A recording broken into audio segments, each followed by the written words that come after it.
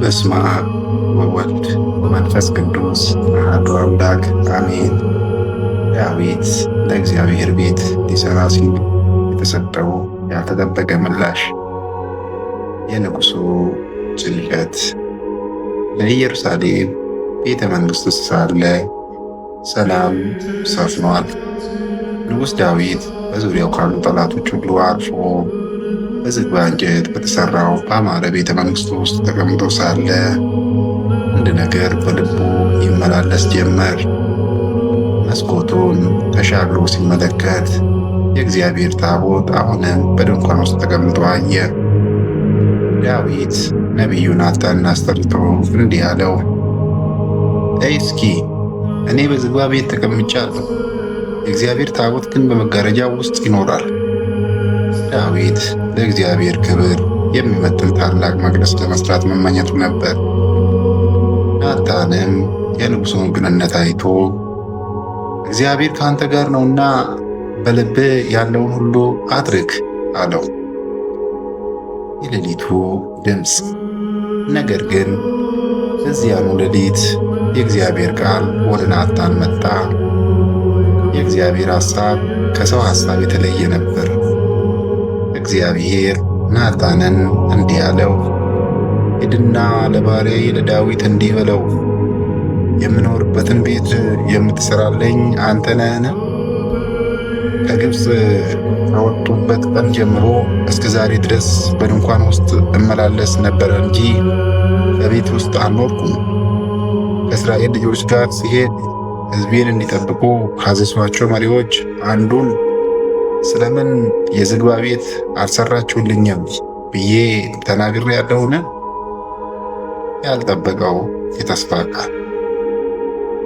እግዚአብሔር ለዳዊት የሚሰጠው ምላሽ ግን ከቤት መስራት በላይ ነበር።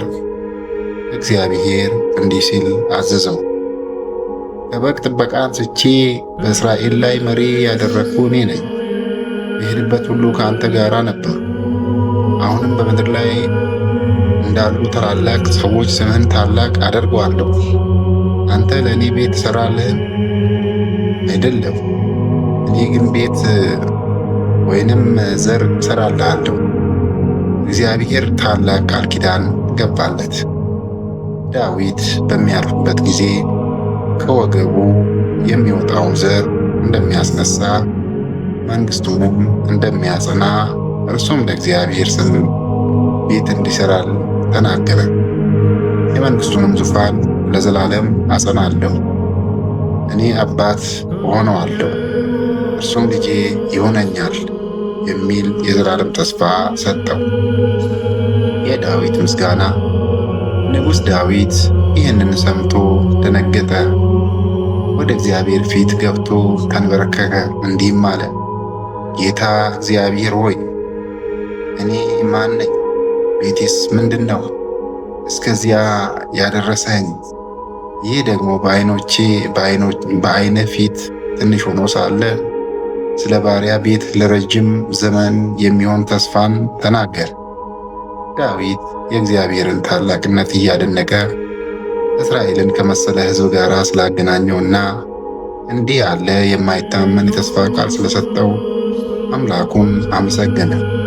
አሁንም ጌታ እግዚአብሔር ሆይ ስለ ባሪያና ስለ ቤቱ የተናገረውን ቃል ለዘላለም ይጽና፣ እንደተናገረውም አድርግ በማለት ጸሎቱን አሳረገ። ይህ ቪዲዮ ከተመቻችሁ ላይክ፣ ሰብስክራይብ፣ ሼር በማድረግ ቤተሰቦቻችን ይሁኑ።